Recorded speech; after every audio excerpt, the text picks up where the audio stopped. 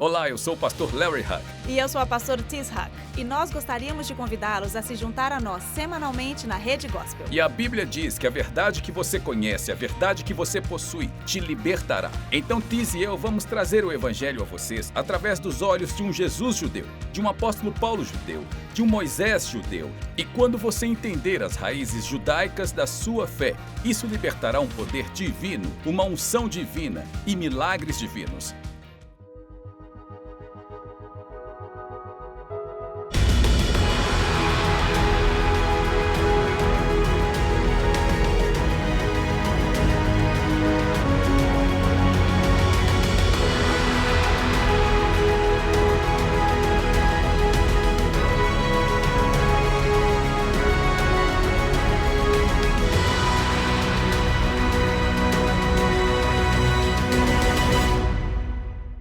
Agora deixe-me ler mais uma coisa deste livro que vale a pena citar. No mundo cristão, a influência da teologia protestante alemã no século XIX foi tão dominante que foi sentida até mesmo dentro da Igreja Católica Romana, especialmente na questão da busca histórica por Jesus, que levou à sua remoção de todo o judaísmo. Como críticos dessa busca, me lembro agora dos livros ilustrados que usamos na Igreja Católica, escolas que eu frequentei. Isso que é realmente fascinante. Que eu frequentei quando criança. E tinha sido moldada por pistas visuais de Jesus, Maria e José. E todos os seus íntimos, exceto um, eram representados com radicais características sartoriais. De olhos azuis, cabelos castanhos claros esvoaçantes, graciosas túnicas longas do norte da Europa, em rígida distinção, a imagem dos fariseus e os saduceus dos sumos sacerdotes, altos com seus estranhos adereços de cabeça, seus filactérios, seus xales bordados de oração, narizes grandes e pele escura. Era como se os moradores da cidade da Galileia fossem de uma tensão radical, diferente das terras da Judéia. De fato, no século XIX, Jesus comumente era referido não como alguém da Judéia, mas como os galileus, ou os nazarenos, distanciando-o da Judéia, a região dos judeus. O único semita óbvio no círculo interno de Jesus, é claro, foi aquele nomeado por aquela região, Judas. A função traidora nesta narrativa filtrada, como o único judeu que a história enfatiza para sempre, como judeu, seu motivo é a ganância. Não é fascinante isto aqui? Aqui está, pessoal, a fundação do antissemitismo na igreja. É a fundação das cruzadas, é a fundação dos pogroms, e a fundação da Inquisição, e a fundação do Holocausto. E eles tomaram escrituras e mudaram a história para fazer que ela significasse algo que Jesus e nem Deus nunca disseram. E nos últimos dias, o que Deus diz? Nossos olhos serão abertos e que nós entenderemos que nós herdamos mentiras inúteis e sem sentido. Me permitam dar um passo adiante, vamos para o versículo 10. Não temas nada disso que vocês estão prestes a sofrer. De fato, o diabo está prestes a lançar alguns de vocês na prisão para que vocês possam ser testados, e vocês terão tribulação por 10 dias. Agora veja só isso. E procurei, quando eu estudo, eu vou no hebraico original da Bíblia para ver o que aquilo significa, mas não há hebraico original no livro de Apocalipse, porque os rabinos não escreveram sobre o livro de Apocalipse. E então eu fui para a internet e eu disse, ok, quais foram estes 10 dias que Deus falou para a igreja de Esmirna? E houve A maioria diria que isto significa apenas um curto período de tempo ou limitado período de tempo, mas entenda que quando Deus escreve algo no livro, e nem um pingo e nem um ponto deve ser removido, porque tudo tem um significado. Então, enquanto eu estava lendo isso, eu disse, ok, ninguém da igreja consegue descobrir quais foram estes 10 dias. Deixe-me pensar como um Jesus judeu, falando com um João judeu, falando para uma igreja em Esmirna, que estão se segurando nas suas raízes judaicas. Agora, o número 10 no judaísmo tem 10 enunciados na criação, há 10 mandamentos, e podemos continuar, mas ele está falando sobre algo da perseguição à vitória. Vocês podem colocar a minha linha do tempo aqui, pessoal? Os 10 dias dos quais ele fala, eu olhei para isso e disse, veja, Tis, olhe para isso. É disso que ele estava falando. E a Tis disse, é como se fosse um código secreto. E é o que ele disse, aqueles que têm olhos para ver vão ver, aqueles que têm ouvidos para ouvir vão ouvir. Durante o mês do Elu, nós temos 30 dias de sopro do shofar. Depois do shofar, nós temos o Rosh Hashanah, que é o simbólico do arrebatamento. Depois de 10 dias, nós temos o Yom Kippur, que é o símbolo da segunda vinda. E então nós entramos no reino de 1000 anos, quando ele diz à igreja de Esmirna, fiquem firmes, mantenham-se fiéis. Ele disse, isso só vai durar 10 dias. Bem, a mente cristã não vai entender sobre o que ele está falando, mas aqueles que estão mantendo as raízes de fé de Jesus, nós vemos Jesus celebrando o Rosh Hashanah, nós vemos Jesus celebrando o Yom Kippur, nós vemos Jesus celebrando a festa dos tabernáculos, que foi quando eles trouxeram a mulher presa no ato de adultério. Eles sabiam exatamente o que ele estava dizendo. Fiquem firmes, porque no final de 10 dias haverá uma recompensa fenomenal. Vai haver uma bênção fenomenal. Só vai demorar um pouco e durante esse tempo eu vou derrotar os inimigos que estão vindo contra você. E você vai andar em vitória. E vai acontecer exatamente como no Rosh Hashanah e no Yom Kippur. Amém? Então, o que ele disse? Ele disse, se você se mantiver firme e ser fiel até mesmo na morte, até a morte. Agora, um debate novamente sobre o que isso poderia significar. Significa que alguns deles iriam morrer por sua fé. Bem, realmente poderia ser isso. Sabe, realmente poderia ser. E alguns deles morreram pela sua fé. Mas ele termina isto dizendo, mantenha-se firme, mesmo até a morte. Mesmo se, sabe, se eu fosse... Há quanto tempo eu fui salvo? 45 anos? 45 anos? Mas eu tenho 50. Eu tenho servido ao Senhor há 45 anos. E se eu voltar atrás amanhã e o arrebatamento acontecer na terça-feira, isso seria desapontante. Eu acredito que ele está dizendo, sim, alguns de vocês vão morrer, e na época de Esmirna, eu acredito que ele estava dizendo, permaneça fiel por toda a sua vida. Não importa o que você passe, não importa o que aconteça com você, não importa o que o diabo tente fazer, permaneça fiel, porque a recompensa está prestes a chegar. E ele diz, ouça isso, ele diz, mantenha a linha do tempo ali. Ele disse, se você for fiel, número 1, você vai receber a coroa da vida. Agora, eu não tenho tempo para falar de tudo isso nesta manhã, mas quando nós chegarmos diante do Senhor, no trono do julgamento de Cristo, Ele vai olhar para as nossas vidas e para o que nós fizemos e como nós vivemos. E há 5 coroas que estarão disponíveis para nós. 5 coroas. E sabe, talvez alguns de vocês não conheçam isto, mas você já viu um homem que ganha um campeonato mundial e colocam aquelas faixas e uns anéis nele e tudo mais? Eu imagino isto acontecendo, sabe? Nós vamos entrar lá e nós vamos ter coroas em cima das nossas coroas e nós vamos tê-las para sempre. Bem, isso é o que é chamado na Bíblia do trono de julgamento de Cristo. Agora, há um debate, e deixe-me resumir isto aqui. Há um debate sobre quando o trono do julgamento de Cristo acontecerá. Ele vai acontecer depois do arrebatamento? Ele vai acontecer na segunda vinda? Ele vai acontecer durante a festa dos tabernáculos? Eu acho que não importa. Mas se você e eu passarmos pelo arrebatamento, quantos aqui vão passar pelo arrebatamento? Se você passar pelo arrebatamento, então você e eu estaremos no trono do julgamento de Cristo. E o trono do julgamento de Cristo não diz se nós vamos ir para o céu ou para o inferno.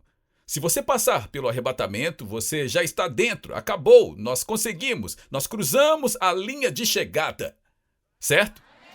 Mas nós vamos diante do Senhor e Ele nos dará a coroa da vida, a incorruptível coroa, a coroa da justiça, a coroa da glória, a coroa da alegria. E você e eu seremos recompensados ou não recompensados pelo que nós fizemos ou não fizemos. Agora, eu devo dizer isso, porque este é um livro de encorajamento. Deus traz isso à tona porque não seria um desapontamento. Não seria decepcionante ficar do lado do seu próximo e ele receber todas aquelas coroas e você... eu estou dentro. No trono do julgamento de Cristo. Agora, o trono do julgamento de Cristo não é o julgamento do grande trono branco. Eu, pessoalmente, acredito que eles acontecem ao mesmo tempo. Em outras palavras, aqui está uma fila, ali está o trono do julgamento de Cristo dando as recompensas. E aqui está a outra fila, que é o grande julgamento do trono branco que vai ser julgado. E é isto que Jesus estava dizendo. João, ele disse, fique firme. Se você não desistir, se você não for do jeito que o mundo quer que você seja, se você não seguir o caminho que Roma quer que você siga, se você não seguir aquilo que o império quer que você siga, então você não vai provar a segunda morte. Bem, eu vou explicar rapidamente isto.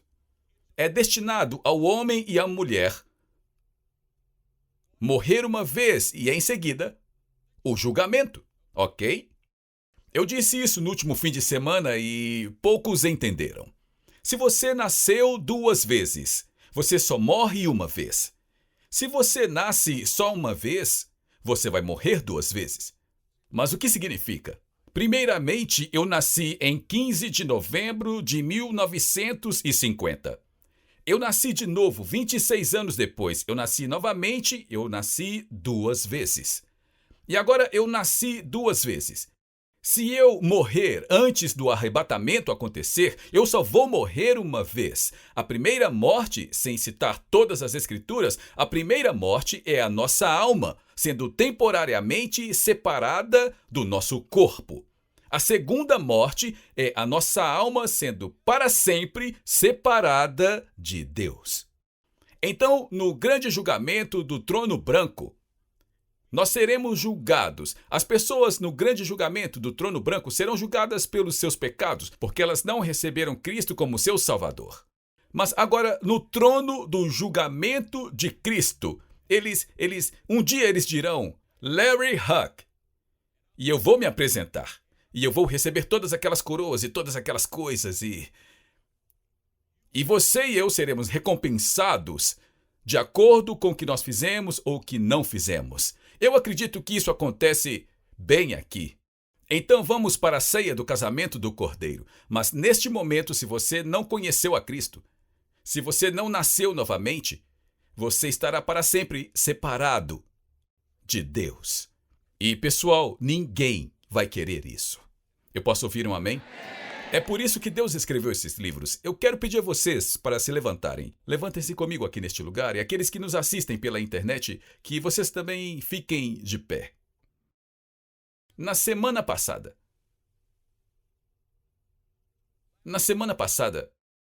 nós fomos lá para trás e eu disse aos rapazes, hoje, neste domingo, eu disse, eu acredito que Deus quer trazer uma unção de bênçãos e restauração financeira. Agora, eu vou ser honesto.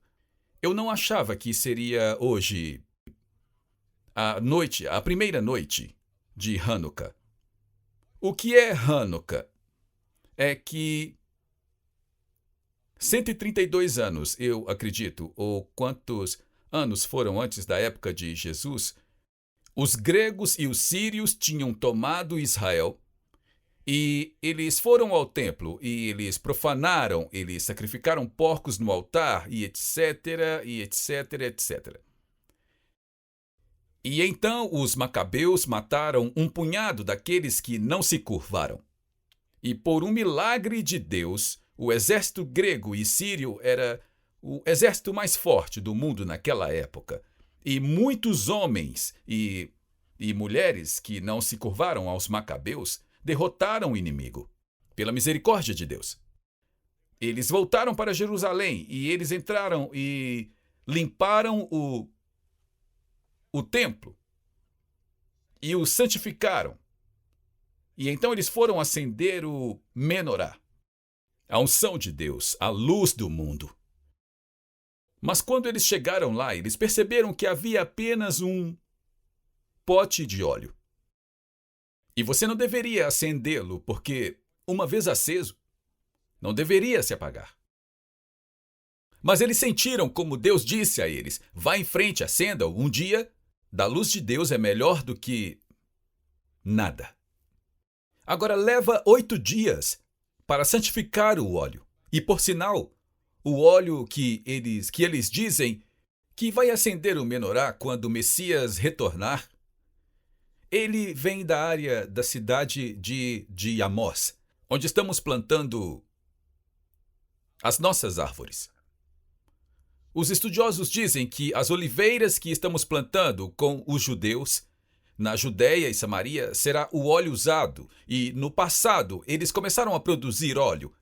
Eu tenho um pouco no meu escritório. Quando eles foram acender, eles disseram: bem, vai levar 8 dias para santificar o óleo e deixar o óleo puro. Mas é melhor acendê-lo por um dia do que nenhum. Mas quando eles chegaram no dia seguinte, ele ainda estava aceso. E eles voltaram no dia seguinte, ele estava aceso. E de novo no dia seguinte estava aceso. Queimando por um milagre de Deus por 8 dias. E os judeus sabiam que isto era um sinal de Deus, de que ele estava cobrindo o seu povo e trazendo uma unção de multiplicação de tudo que havia sido roubado deles. Ele estava trazendo tudo de volta. Amém? Agora, eu quero que você entenda sobre o menorá do Hanukkah. É que há 8, os 8 dias do milagre do Hanukkah. Mas o do meio é chamado de o servo. Ele representa o Messias. E ele está sempre em um nível diferente. Por quê? Porque se acontecer da sua chama se apagar, ele sempre vai se abaixar e reacendê-la. E o que é incrível sobre Deus usar o fogo como símbolo de unção, que não importa o quão longe ele tenha que se dobrar, a chama sempre aponta para o céu. O que Deus está dizendo é que, sim, haverá tempos difíceis em Esmirna. E no nosso mundo há momentos difíceis acontecendo, há alguns momentos difíceis. As pessoas estão preocupadas com o que vai acontecer. Você não tem que se preocupar. Porque ele vê tudo. Ele sabe tudo. E ele vai interferir em qualquer situação que você e eu estivermos, onde quer que estejamos, ele vai interferir e acender aquela chama. E a unção de Deus, não há nada neste mundo que a unção de Deus não possa derrotar. Agora, deixe-me dizer uma coisa antes de orarmos. Em hebraico antigo não há a palavra. Quando os macabeus entraram para reacender o menorá no templo, era o 25º dia de um mês hebraico do Kesef. Este é 25 de dezembro. Porque durante o dia 25 de dezembro nós colocamos luzes em todos os lugares? Onde isso começou? Isto começou aqui, porque este é chamado de o Festival das Luzes. E eu tive o privilégio, há alguns anos, de pregar em uma sinagoga aqui em Dallas, e foi uma grande honra. O rabino me pediu para ir, e ele disse: eu não sei se alguém vai aparecer, mas eu sinto que nós precisamos ouvir o porquê você está ensinando isto que você está ensinando. E então nós fomos lá e o lugar estava lotado. Ele virou para mim e disse: você está recebendo mais gente agora do que eu recebo no Yom Kippur. E isto foi durante a época do Hanukkah. E então eles pegaram e eles acenderam as velas do Hanukkah e tudo mais. Eles estavam explicando tudo sem saber que fazemos a mesma coisa, que entendemos isso. E então quando eu me levantei, eu disse, quantos de vocês, antes de vir, acenderam seu menorá do Hanukkah em casa? E é claro que todos eles levantaram a mão. E eu disse, vocês sabem onde na Bíblia o Hanukkah foi mencionado? E todos olharam entre si. E sabe, isso só foi mencionado uma vez na Bíblia. E adivinha quem o mencionou? Jesus. O Festival das Luzes. Então, quando nós pensamos sobre o 25 de dezembro, o nascimento, o dia que nós escolhemos como o nascimento, para o nascimento do nosso Messias, entenda que isso é mais uma vez algo que a igreja primitiva tentou tirar das nossas raízes judaicas. Mas quando você pensa em Jesus, e quando você pensa sobre o Hanukkah, e quando você pensa sobre o milagre, sobre o inimigo, um punhado de homens derrotados, seria como se fosse um pequeno bando derrotando o exército americano. E Deus deu uma vitória a eles. Mas para mostrar que as mãos dele estavam sobre eles, e trouxe a multiplicação. Não apenas o suficiente, não 7, 8. Porque o nosso Deus é um Deus de mais do que o suficiente. Eu posso ouvir um amém? Eu gostaria que todas as cabeças se curvassem, os olhos se fechassem por um momento, ninguém olhando ao redor. Você diz, pastor, sabe, eu nunca entreguei a minha vida a Jesus. Ou talvez você tenha, mas você precisa rededicar a sua vida. Eu não vou pedir para você vir aqui à frente e te envergonhar, nem nada, mas você deve reconhecer que talvez em algum lugar ao longo do caminho você começou a curvar para o mundo. E hoje você vai ficar de pé. Você vai se levantar para Jesus. Com as cabeças abaixadas, olhos fechados, ninguém olha ao redor. Você pode levantar a sua mão e dizer, pastor, lembre-se de mim em oração. E mantenha-a levantada. Isto não é uma coincidência que você esteja fazendo isso no nascimento da luz de Deus. E Deus vai trazer uma luz tão grande em sua vida. Mantenha sua mão levantada. Eu vejo uma mão, aquela mão, aquela mão, aquela mão, aquela mão, aquela mão, aquela mão, obrigado. Aquela mão, obrigado. Aquela mão, deixe levantadas. Aquela mão, obrigado. Aquela mão, Deus te abençoe. Aquela mão, Deus te abençoe. Aquela mão, Deus te abençoe. Aquela mão, Deus te abençoe. Aquela mão, Deus te abençoe. Aquela mão, aquela mão, Deus te abençoe. Aquela mão, Deus te abençoe. Vocês dariam a essas pessoas maravilhosas uma salva de palmas nesta manhã? Agora,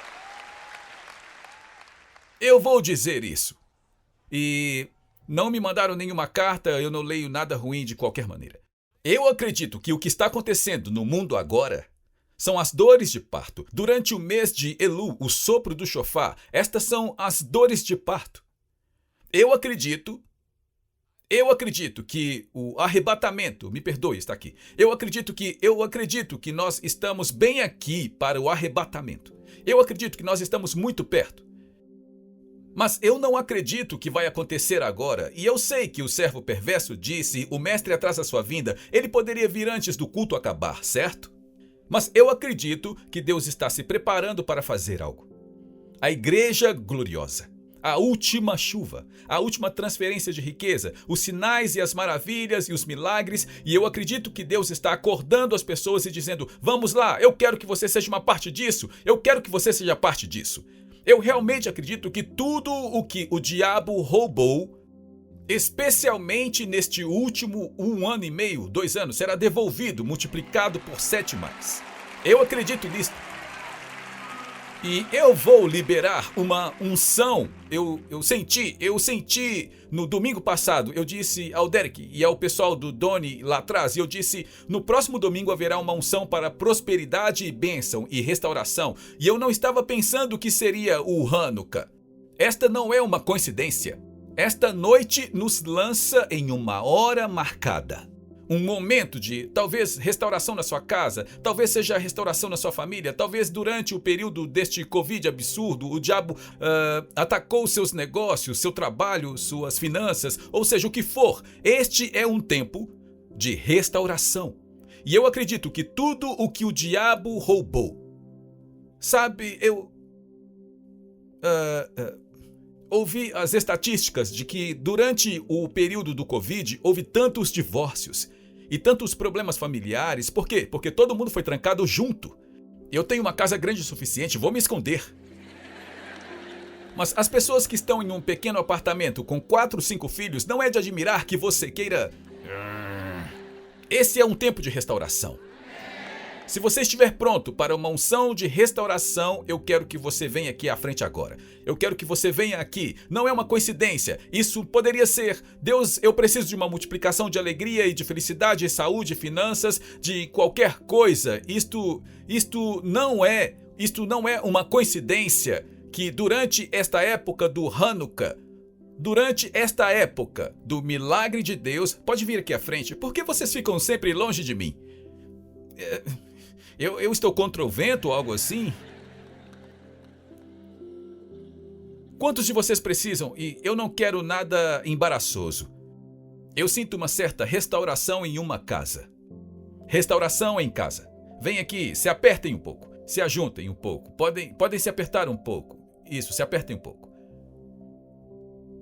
Esta é a temporada de milagres. Hanukkah é a temporada de milagres. Para tocar o seu casamento, tocar os seus filhos, para tocar os seus netos, para tocar a sua casa. Quantos de vocês precisam de restauração em suas finanças? Restauração em suas finanças. Amém? Quando você descobre quem é o ladrão,